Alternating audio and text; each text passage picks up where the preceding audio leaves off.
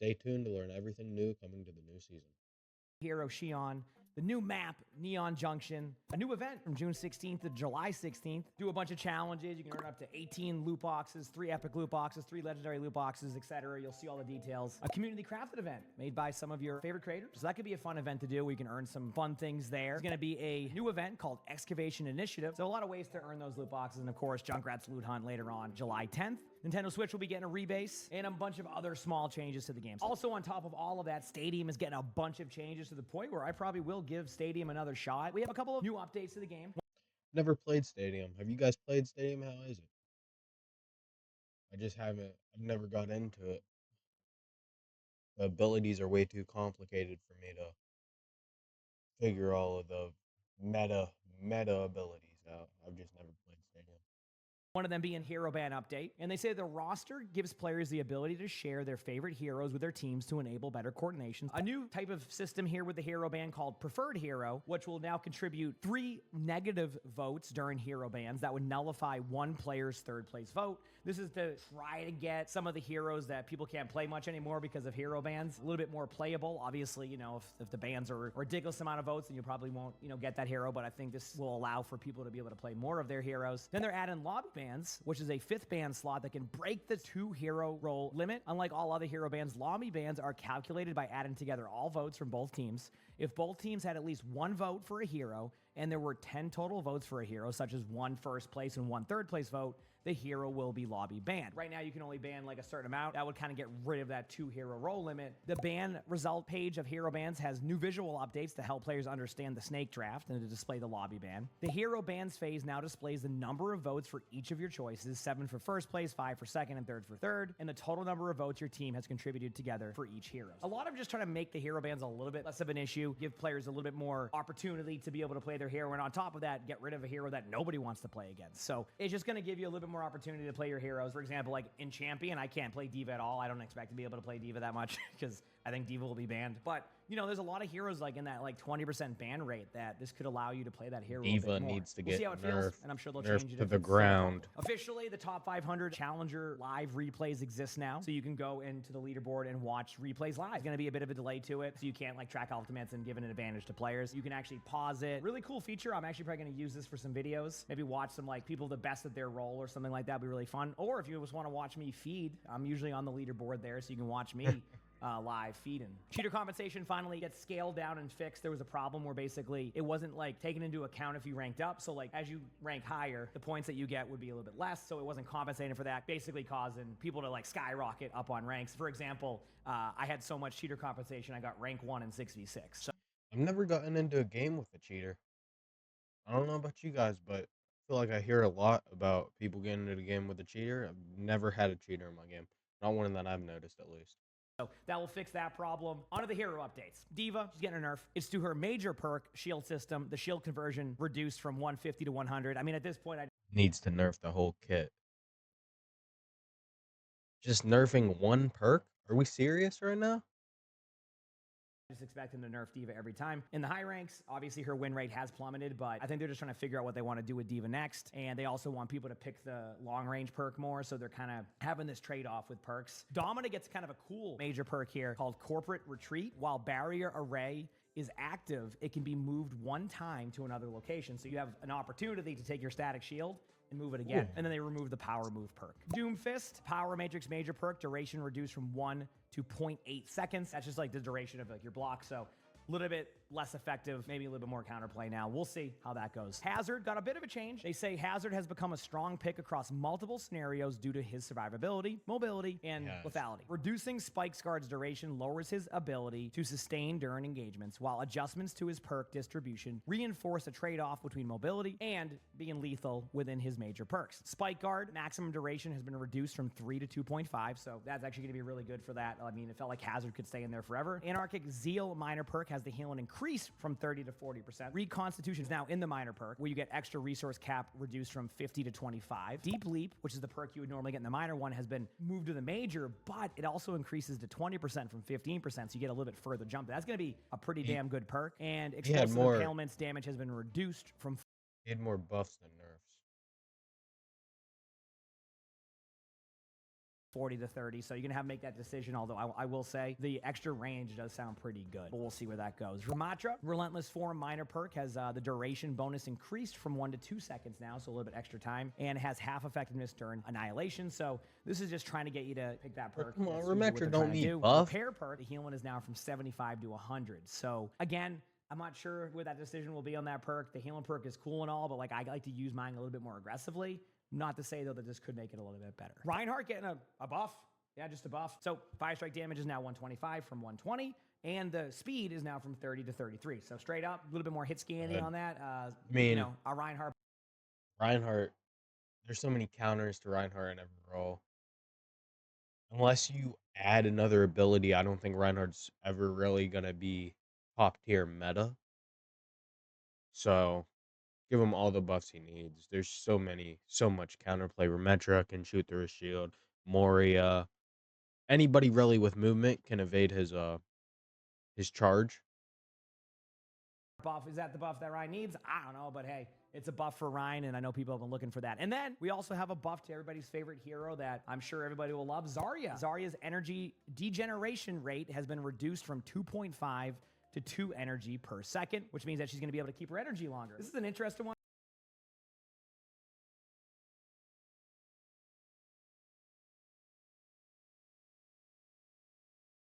Nothing should need to be said here. Because when I was looking at the hero ban rates, at the time, she was one of the top banned heroes in all of Overwatch. It was actually kind of interesting. So it's I'm curious to see what that does for this. And the dev comments say Zarya has fallen below intended performance following recent reductions to her primary fire and perks. Reducing energy degeneration increases her ability to retain energy more consistently, increasing uptime while retaining her lower maximum damage. I think she was perfect where she was We'll at. see how that one goes. Anytime I hear Zarya buffs, I get a little bit concerned because, like I said, she has a high ban rate and can be frustrating in some ranks. Obviously not so much in like top 500, but there's a lot of ranks that will struggle against Zarya. Next up, we have a change to Anran. The Infernal Rush reduced recovery after the ability from 0.3 to 0.1. Dancing Blaze reduced recovery after the ability from 0.2 to 0.1. And they say these changes enhance the fluidity of Anran's abilities, allowing for smoother ability flow without significantly increasing her overall power. This will just feel good. I mean, Anran's been pretty good this recent season. That. You know,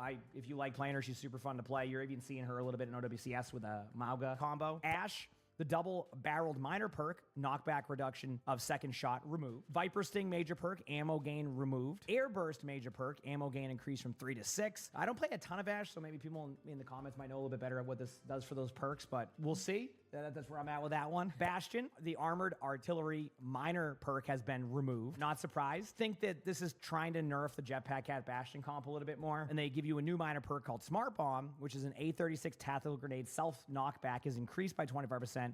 And no longer damage. Ooh, so I like that. Hold on, I like that. Because it was basically it gives Bastion a little bit more movement. And it was really effective. So I'm gonna have to try that perk. Even the odds, minor perk, healing increase from 30 to 40. And then Silver Bullet gets a bit of a nerf here. Bleed total damage over time reduced from 70 to 50, and the duration is reduced from 2.5 to 1.5. We'll see how that goes with the change. I like that. I think that'll definitely balance out Cassidy a little bit more. I think he's a little bit broken right now. He's a little bit too good. Frustrated and dying to Silver Bullet, like you wouldn't even know. It was a weird interaction. Like sometimes you'll just like be around a corner and you'll fall over and you don't know what it was, and it was a Cassidy. Echo, partial scan minor perk, ultimate charge gain reduced from 50 to 30. I knew that was coming. It was getting ridiculous. You were getting your ultimate so quickly. And then the full salvo major perk, number of additional projectiles reduced from 3 to 2. Echo was getting a little bit tough to play against. Obviously not in all ranks, but players were getting good at that. So I'm not surprised. Yeah, and she has no footsteps. Emre just has ultimate cost increased by 10%. It was hard to keep up with Emre's alt gain, generally because the grenades add a lot of extra damage. Just kind of trying to fix that. Genji gets a bit of a buff. Deflect cooldown reduced from 10 to 8 seconds. So Deflect being up a little bit more gives you a little bit more to kind of deal with. Might be frustrating. Gonna make that counterplay a little bit tougher, but we'll see how that feels. And then the meditation major perk, the healing increase from 35 to 50. So trying to get that deflect going in general here. And they say lowering the Genji's deflect cooldown improves engagement frequency while also compounding the increased value of meditation perks. So pretty straightforward. So yeah, if you like the deflect, bit of a buff there. Junkrat, Bomb Voyage, attack speed increased from 25 to 35%. Not surprised. I like that. Hit scan I like that. I use that perk. May. Oh no. Endothermic blaster range increased from 10 to 12 meters. Yes, you heard that right, tanks. you have to be even further away now from May. The Deep Freeze major perk, freeze rate increased by 30% against non-tank heroes. Basically trying to get people to not use it on a May's tank, about to be but guess broken. what? It will be used on a tank. The May's dev about to be comments say May's broken. primary fire range has increased to improve its effectiveness when closing distance on enemies. Deep Freeze is rarely effective as low health targets are often eliminated before being frozen. Increasing its freeze rate against non-tank heroes makes it more usable without increasing the effectiveness against tanks. Reaper getting some nerfs here. Health has been reduced from 300 to 275, and Lingering Wraith minor perk, the movement speed has been reduced from 40 to 30%. I assume before I read the dev note that they're doing the health decrease because Reaper's been way better with the dire triggers buff. You're doing a lot more burst damage, so this is just to kind of punish Reaper a bit more. Reaper was getting away with a lot. And the Okay, I like this. I like these nerfs. I like this. I like this nerf. Reaper's he's definitely been broken. He's kind of uncounterable. I mean, what really counters Reaper? There's not much that you can do to counter. dev comments say dire triggers has increased Reaper's strength across many matchups and added more ability to kill to his kit. Combined with his survivability, this pushes him past intended durability and kill potential. Reducing his health lowers his survivability while preserving lethality. Dire triggers provide. Sierra gets a bit of a nerf here, it looks like. Helix rifle base projectile size reduced from 0.175 to 0.15. That is a pretty nice change. Seemed like it was almost impossible to miss your shots on Sierra at times. And anchor drone speed deploy has been increased from 30 to 40. The drone deploy range increased from 14 to 16 meters, and the drone grapple range increased from 17 to 19 meters. So while they're nerfing a little bit of Sierra's projectile size, they're now making it quicker. What the fuck are we giving Sierra nerfs? No. To kind of disengage and engage and go further. So kind of adds an extra layer of dynamic to that. Tight grip minor perk, improved weapon. I mean buffs. Why the fuck Sierra buffs? Weapon spread reduced from 100 to 70% faster. And the locked in major perk now only provides attack speed if hitting an enemy hero. A lot of people were just using it to miss. Dev comments say Sierra's projectile size is large relative to her Hopefully fire this rate, balances her a little bit because she is way too broken. Size lowers this consistency while improvements to anchor drone responsiveness increase her mobility. See how it is? I know Sierra's been a problem hero in some ranks. See if these changes are enough. If they're effective, it's a step in the right direction. Sojourn, friction generators, major perk, max energy gained, increased from 50 to 75. Again, a lot of these perk changes, if they're getting buffed or nerfed, it means that people are choosing one of the other sides really aggressively. So they're trying to get it to a more 50-50. I mean, I'm sure they're looking for more like 60-40. We'll see if that works. Tracer, the kinetic reload minor perk, ammo gain reduced from 20 to 12. They're really trying to get people not to use that perk, but here's the problem. And this is why the other perk is causing problems. It's about muscle memory. And when you make the blink distance go further, a lot of players aren't going to choose that. So I think that eventually they'll probably change that one too. Maybe people like it. Maybe I'm wrong and people have gotten used to it. But I know a lot of people opted for this because there was a muscle memory with like blink melees and this and that. And just, we'll see. Vendetta seems to be getting an ultimate cost reduction by 15%. So you're going to get your ult much quicker. And onslaught movement speed boost per stack increased from 2 to 3%, and the maximum duration increased from 5.5 to 7.5 seconds. So it seems like they're trying to give Vendetta a buff again. I hope this doesn't enable a Zarya like playing Vendetta again. It was and she's in such a bad place right now. It's so too hard to play her right now. See how that will go. Hopefully this doesn't cause too many problems for the backline. The dev comments say previous reductions to overhead swing range and onslaught movement speed reduced Vendetta's ability to secure eliminations. Increasing onslaught's movement speed and duration improves its effectiveness as a mid-fight tool to stay within striking distance. Her ultimate cost has also been reduced to better align with her current damage output. So we'll see what happens. Hopefully it doesn't make her too over the top. Again, I forgot what the other previous nerfs were, so we'll see how it plays out. So that's it for DPS. Obviously a lot of DPS perk changes. Now we're on to the supports. Ana, speed, serum minor perk has been nerfed from 40 to 30%. It was basically the go-to perk. Honestly, I still probably will use this with 30%. Brigitte, the whiplash major perk damage increased from 50 to 60. Ayari, rapid construction minor perk, cooldown reduction increased from 1.5 to 2 seconds. They're just trying to shift people to use all these different perks. A lot of small changes there, nothing that will really make or break these heroes. On to Jetpack Cat, we knew this was coming. Frenetic flight, fuel regeneration penalty while carrying a target increased from 2 times to 3 times slower. Biotic projectiles, damage and healing increased from 4 to 4.5 per pellet. Transport shielding minor perk, duration reduced from 5 to 3 seconds. And maximum shields reduced from 75 to 50. And the headbutt major perk, the speed threshold to activate lowered from 16.5 to 14 meters per second no longer refunds fuel, and the damage is increased from 30 to 50. So obviously the Jetpack Cat Bastion was a big problem, so they're trying to make it so there's a bit of trade-off now. I still think like there might be problems with just like that tether, like, you know, being the way that it is. Their vision here is there's gonna be less of that push and pull with the regeneration of your fuel. That was a big Can't part take of it. that tether out of the game though. It would change the whole hero. I mean, they put Jetpack Cat in with the ability to pick up even now. Because if you change that, it changes the whole hero. You can't. It's got to stay. I mean, you can nerf it as much as you want, but there's still going to be some advantage if people learn how to figure it out and use it the right way. It's going to kind of slow that down a bit more, but like that permanent tether could still be a problem. We'll see. I mean, the Bastion change with the minor perk might also kind of like solve that, but dev comments say, while Jetpack Cat's win and play rates remain low, Lifeline is highly effective at higher ranks when continuously carrying certain heroes, increasing the fuel regeneration penalty while carrying a target and reducing the strength of transport shielding weakens this strategy, while weapon improvements increase effectiveness outside of lifelines. We'll see how it goes. Juno, faster blaster major perk, shots per second increased from 20 to 22. So for all the faster blaster players, I still like triple jump. I just like the extra survivability. But if this is a perk you like, I think this is good. Life Weaver, ultimate cost increased by 9% on Tree. Obviously, this compensates with a lot of the changes they made to the healing. Tree of Life, overhealth conversion rate from overhealing reduced from 100 to 50%. And the dev comments say improvements to Lifeweaver's healing have increased his ultimate charge rate, increasing the ultimate cost adjust for this while also reverting a previous change to Tree of Life's overhealth conversion that made the ultimate too strong in sustained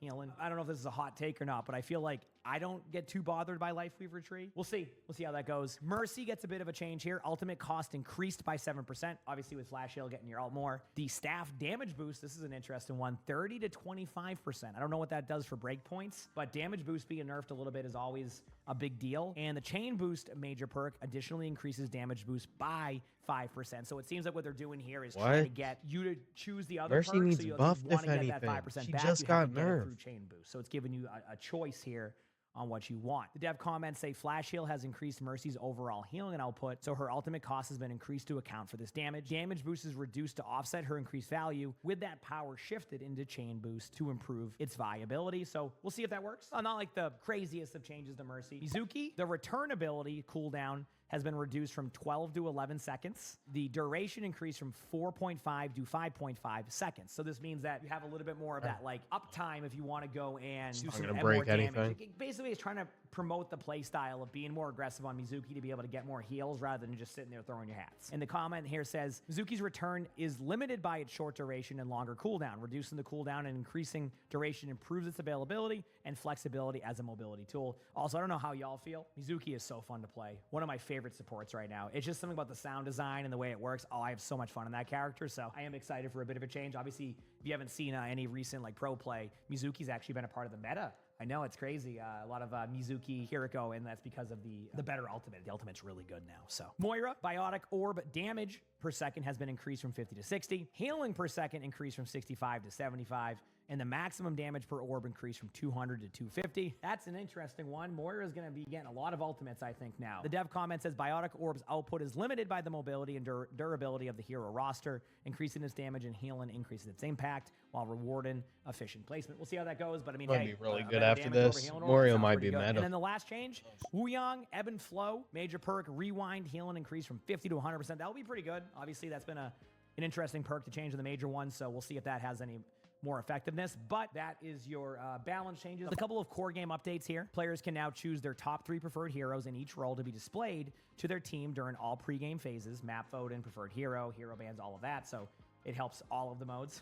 Players can change which heroes appear in the roster from the main menu while you're in queue and during pregame phases. Changes made in the pregame are not saved since they'd often be in response to map or allied hero choices, so you'll have to reset that in the menu if you want to. Players can opt in to only displaying 2, 1, or 0 heroes. So if you only want to show, hey, I really want to play, Cassidy, that will be there. But by default, it's 3 heroes. Players can see their group members' roster of heroes by opening their social context menu that offers other social options like Whisper and View Career Profile. So a good change. They're just trying to get it so you can play your hero a bit more. We'll see what happens with that. Map voting updates. The maps on offer should be much less likely to be maps you played within the last 5 matches. This change will help players that play for shorter sessions to be much more likely to experience more map variety. I know there's been a lot of 3 or 4 maps you're going to get the vote. They're just going to make it so if you played it recently, you're less likely to get that. Kind of a cool change of practice range. Float and combat text has been enabled for the core game. I like it in Stadium, so it's going to be nice to kind of like just give some context to how much damage a hero does. Now when there's a training range bot standing still and we need to get that clip for like TikTok or something, we now have numbers to go with it. Post-match accolades, retuned many cards that showed up too often, looking at you, Echo Sticky Bombs, and increased the odds of some cards appearing. Oh, we don't get to see 87,000 Junker Queen bleed damage anymore. So there you go, that's that change. Streamer mode, we got new names. One little bit note about streamer mode. A lot of streamer modes have given hints to like new heroes or some teasers in the future. So keep an eye out for those names because might give a indicator of things that. Okay, that's all for today, guys. Hopefully, this helps you. This should be posted when the new season is out, so you can go see what heroes got buffed and what heroes got nerfed. Choose who you want to try out in the new season. Like, subscribe if you enjoyed this video. Thank you, Emongg. See you guys in the next one.